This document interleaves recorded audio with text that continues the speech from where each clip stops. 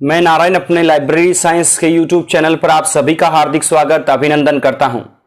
जैसा कि आपको विदित है कि लाइब्रेरी संबंधी अब हम टॉपिक वाइज लेकर चल रहे हैं, उन्हीं टॉपिक के बारे में परिचर्चाएं की जाएगी जो एग्जाम के पॉइंट ऑफ व्यू से, कंपटीशन के पॉइंट ऑफ व्यू से बड़े उपयोगी हैं या वो आपको नौकरी दिलाने में 1 या 2 नंबर का सहयोग कर सकते हैं। मेरे अब हर एक टॉपिक में देखिएगा कि चाहे कोई भी एग्जाम हो, वो चाहे स्टेट लाइब्रेरियन का हो, केवीएस का हो, एनवीएस का हो, या फिर वही एग्जाम किसी नेट का हो या फिर असिस्टेंट प्रोफेसर का हो, सारे एग्जाम्स में क्वेश्चंस वहीं से पूछे गए हैं।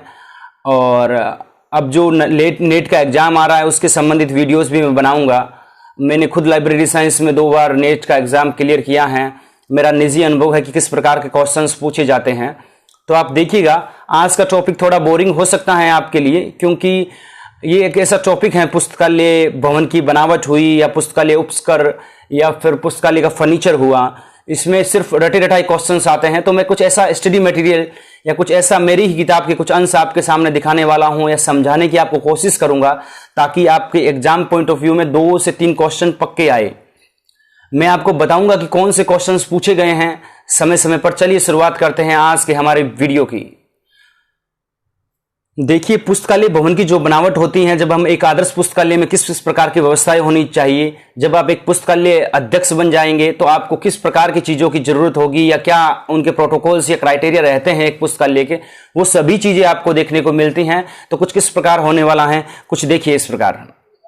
सबसे पहले प्रवेश स्थल होगा, वहां पर दिशा निर्देश दिए होंगे पुस्तकालय के संबंधी कि कब से कब तक ये खुला रहेगा। अगर आपने किसी स्टेट लाइब्रेरी में या फिर किसी सार्वजनिक पुस्तकालय में भ्रमण किया होगा तो आपने जरूर ये पाया होगा कि प्रवेश स्थल होता है, आने का समय, जाने का समय, रविवार को या इतवार को कब अवकाश रहना है, उसके संबंधी निर्देश दिए होते हैं। इसके बाद में होता है एक्विजिशन डिपार्टमेंट, अधिग्रहण विभाग। अधिग्रहण विभाग का जो मुख्य कार्य होता है वो आप देखिएगा कि पुस्तकालयों का क्रय का आदेश करना, पुस्तकालय का प्रक्रियाकरण करना, उसका प्रतिवेदन, उसके संबंधी रिपोर्टिंग करना, ये और उसको पुस्तकालय पंजिका में दर्ज करना जो भी पुस्तकें आई हैं, ये सारा काम होता है अधिग्रहण विभाग का। इसके अलावा काउंटर विभाग वगैरह और होते हैं जिनका काम काउंटर विभाग पर आपकी जो भी आप बैग लेके गए हैं या जो सामान आप लेकर गए हैं पुस्तकालय में, वो वहां पर रख सकते हैं। ये प्रवेश स्थल और अधिग्रहण विभाग के बीच की कड़ी है, आप ये देख लीजिएगा। और उसके बाद में तकनीकी कक्ष, पिछली बार क्वेश्चन आया था राजस्थान लाइब्रेरी एग्जाम में, निम्न में से कौन सा कार्य तकनीकी विभाग का नहीं है। 4 ऑप्शन दिए गए थे, वर्गीकरण, सूचीकरण, अधिग्रहण और उपरोक्त में से कोई नहीं। आपको पता है कि कौन सा ऑप्शन करेक्ट होने वाला है, क्योंकि वर्गीकरण और सूचीकरण दोनों ही टेक्निकल विभाग के काम होते हैं। अब आगे मैं बात करता हूं, बड़ा ही शॉर्ट में आपको टॉपिक समझाया जाएगा और आपका 2 नंबर पक्का। उसके बाद में आता है परिसंचरण कक्ष, सर्कुलेशन डिपार्टमेंट। परिसंचरण विभाग के अंतर्गत सभी पाठ्य पुस्तक जो भी पुस्तकालय में होता है उनका रिकॉर्ड रखा जाता है। यह बहुत ही जटिल काम होता है, क्योंकि यहाँ आसपास भी पाठकों की निरंतर भीड़ रहती है।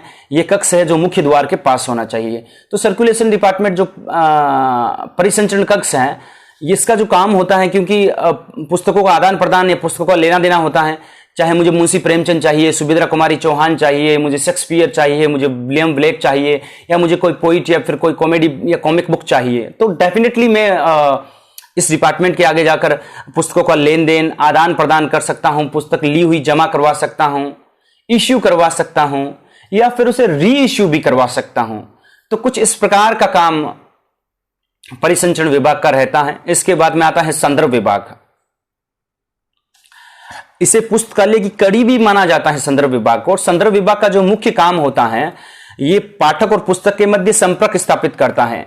जैसे कि मुझे कोई पुस्तक चाहिए, एज एग्जाम्पल मैं लेता हूं, मुझे हरिवंश राय बच्चन की मधुशाला चाहिए, तो मैं काउंटर पर गया तो संदर्भ विभाग में एक संदर्भ पुस्तकालय अध्यक्ष बैठा रहेगा जो आपको बता देगा कि आप उस रैंक में, इस रैंक में अगर जाएंगे तो आपको ये पुस्तक प्राप्त हो जाएगी। साहित्य में, हिंदी में, साहित्य में, गद्य में, पद में, कविताओं में, वो आपको स्थान बता देंगे, ताकि इतने बड़े पुस्तकालय जिसमें 4 से 5 लाख की पुस्तकें होती हैं, उसमें ज्यादा समय व्यर्थ नहीं करना पड़े, वो आपको जानकारी दे पाए। यही संदर्भ विभाग का काम होता है। ज्यादा कोई रॉकेट साइंस का काम नहीं है संदर्भ पुस्तकालय अध्यक्ष का। जब आप पुस्तकालय अध्यक्ष बनोगे तो इस प्रकार के प्रत्युत्तर देते देते आप ट्रेंड हो जाओगे खुद।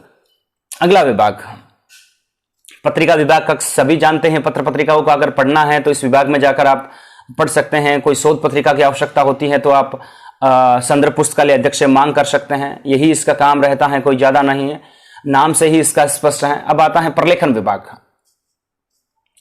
जैसे कि कोई विशेष पुस्तकालय होता है, चाहे वो डिफेंस का पुस्तकालय हो या फिर कोई विज्ञान संबंधी पुस्तकालय हो, कोई टेक्नोलॉजी का पुस्तकालय हो, इसमें वो अपनी प्रलेखन जो डॉक्यूमेंटेशन होता है उसके अनुसार सेवाएं प्रदान करते हैं। शोधार्थी को अपना स्टडी मटेरियल प्राप्त हो जाए, शोधार्थी को रिसर्च के लिए रिसर्च पेपर, थीसिस पेपर या फिर उससे संबंधित मटेरियल उसको प्रोवाइड हो जाए, वह प्रलेखन विभाग का कार्य रहता है। वो अपने उस विभाग डॉक्यूमेंटेशन डिपार्टमेंट में जाकर अपनी जो रिसर्च होती हैं, जो उसकी थीसिस होती हैं, वो उसको कंप्लीट करने में वो पुस्तकालय उसकी मदद करता है। कुछ इस प्रकार का काम प्रलेखन विभाग का रहता है, जो सामान्य विशेष या फिर रिसर्च लाइब्रेरीज में अब पाए जाते हैं। चलिए शुरुआत करते हैं, हम आगे की तरफ बढ़ते हैं।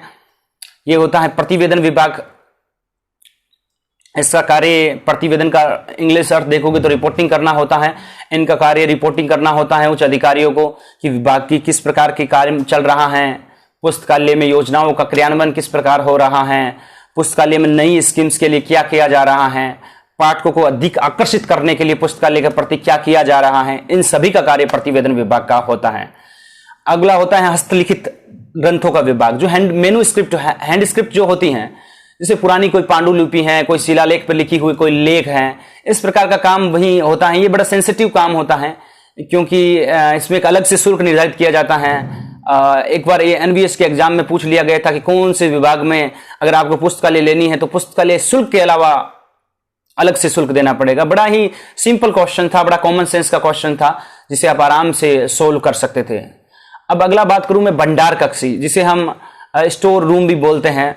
इस स्टोर रूम में हम पुरानी पुस्तकों को जो विदाई कर दी हैं, जिसे हम वेडिंग आउट करना कहते हैं, पुस्तकालय रखने का मैनेजमेंट कैसा होना चाहिए, और जो नई पुस्तकें एक्स्ट्रा में हैं उसको रख देना, जो मैगजीन्स आउट ऑफ डेट हो गई है उनको रख देना, पुराने न्यूज़पेपर को रख देना, ये सब काम स्टोरेज रूम का होता है। अब होता है अनुरक्षण विभाग।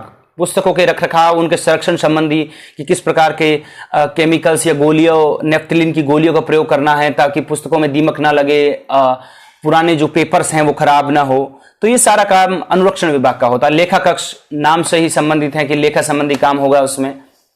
मैं ज्यादा समय नहीं लेता, आपका मेन टॉपिक पर आता हूं जहां से क्वेश्चन बनने की ज्यादा संभावनाएं हैं। इसमें भी क्वेश्चन बन सकते हैं।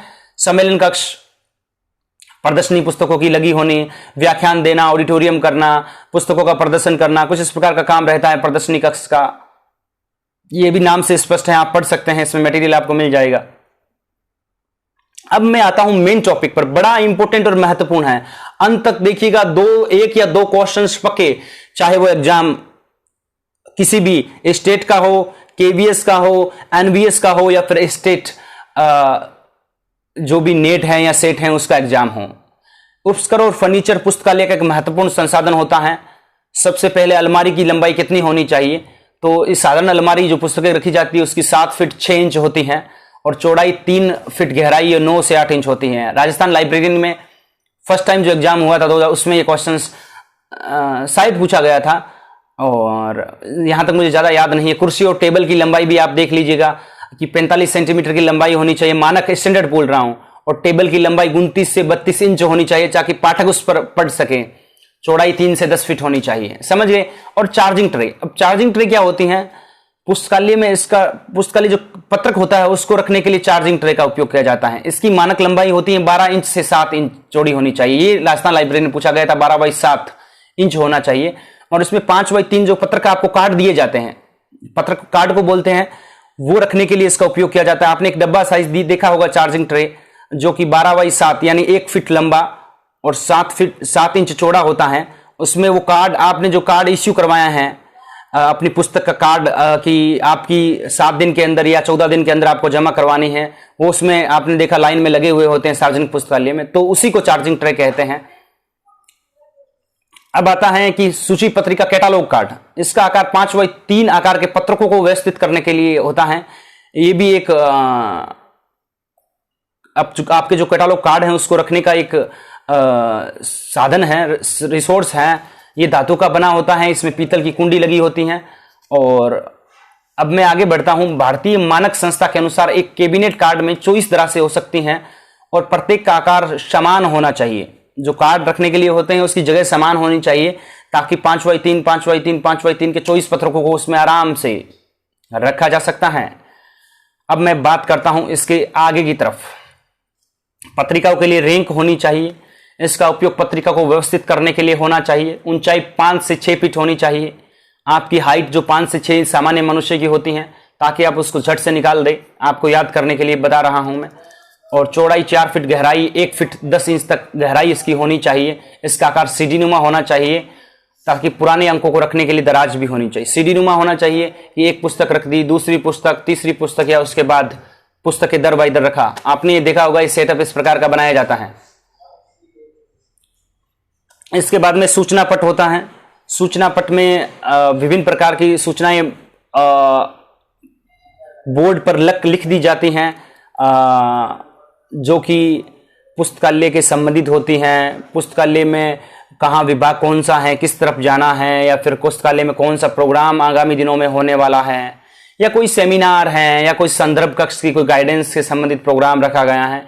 ये सारे आपको पता है कि नोटिस बोर्ड होता है, उस पर लिखा जाता है। सुझाव पेटी सामान्य पुस्तकों में नहीं, भारतीय पुस्तकों में देखने को मिलती है, लेकिन एक आदर्श पुस्तकालय की बात हो रही है। इसको सुझाव पेटी में आप सुझाव डाल सकते हैं कि पानी की व्यवस्था किस प्रकार होनी चाहिए, बाथलेट की व्यवस्था किस प्रकार है लाइब्रेरी में, या कूलिंग की हवा की व्यवस्था किस प्रकार है। या फिर आपको कोई पुस्तक चाहिए तो सुझाव पेटी में आप डाल सकते हैं। ये हर रविवार या हर शनिवार को खोली जाती हैं, मैंने देखा है इसे। छोटे छोटे पुस्तकालयों में नहीं होती है, मुख्यतः बड़े पुस्तकालय में या जो रेपुटेड पुस्तकालय होते हैं उन्हीं में ये सब होता है। अब आता है कंप्यूटर प्रिंटर या स्कैनर। सभी को पता है कंप्यूटर प्रिंटर स्कैनर की उपयोगिता क्या होती है। अब ये था आज का टॉपिक, पुस्तकालय उपस्कर, फर्नीचर, पुस्तकालय बिल्डिंग। इन सभी टॉपिक्स को आपको रिपीट करना है, रिवीजन करना है वीडियो को। आप रिवीजन करोगे तो आपको पता चल जाएगा कैबिनेट कार्ड क्या होता है, चार्जिंग ट्रे क्या होता है।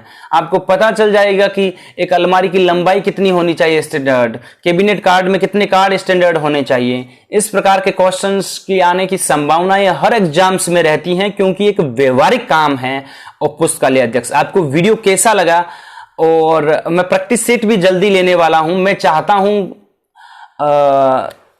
राजकीय सेवा की व्यवस्था के कारण मैं वीडियोस नहीं डाल पाता हूं, लेकिन मैं कोशिश करता हूं कि समय समय पर आपको वीडियोस उपलब्ध करवाऊं, कुछ अच्छा स्टडी मटेरियल।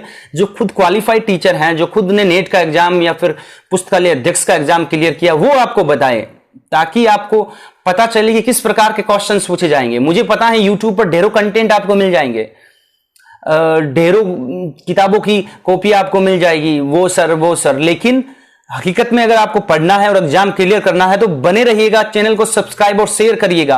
आप मैंने एग्जाम्स, राजस्थान एग्जाम के लिए मॉडल पेपर बनाए थे या गेस्ट पेपर बनाए थे, उसके नीचे कमेंट पढ़िएगा। 80% क्वेश्चन तक गेस्ट पेपर से पूछे गए हैं। आप एक तरफ अपने राजस्थान लाइब्रेरी का एग्जाम लीजिएगा, जो पिछला 29 दिसंबर को हुआ था, एक तरफ मेरे वीडियोस लिखिएगा, आप उस पर तारीख देख लीजिएगा, उससे पहले अपलोड किए हुए आप देखेंगे कि हूबहू। क्योंकि मुझे पता है ये 10वीं 12वीं लेवल का एग्जाम है, सीली 10वीं के बाद सीलीब कर सकते हैं, उसकी योग्यता है। तो ये बड़े ही साधारण क्वेश्चंस पूछे जाएंगे, बड़े ही साधारण क्वेश्चंस। और जो इस बार एग्जाम होने वाला है उसमें भी कोई रफ एंड टफ क्वेश्चंस नहीं पूछे जाएंगे, बड़े इजी और आसान क्वेश्चंस बने जाएंगे। एग्जाम्स की तैयारी अच्छी है, कंपटीशन अच्छा है। वीडियो को जरूर सब्सक्राइब करें, चैनल को जरूर शेयर करें, और मेरे साथ बने रहने के लिए आप सभी का धन्यवाद।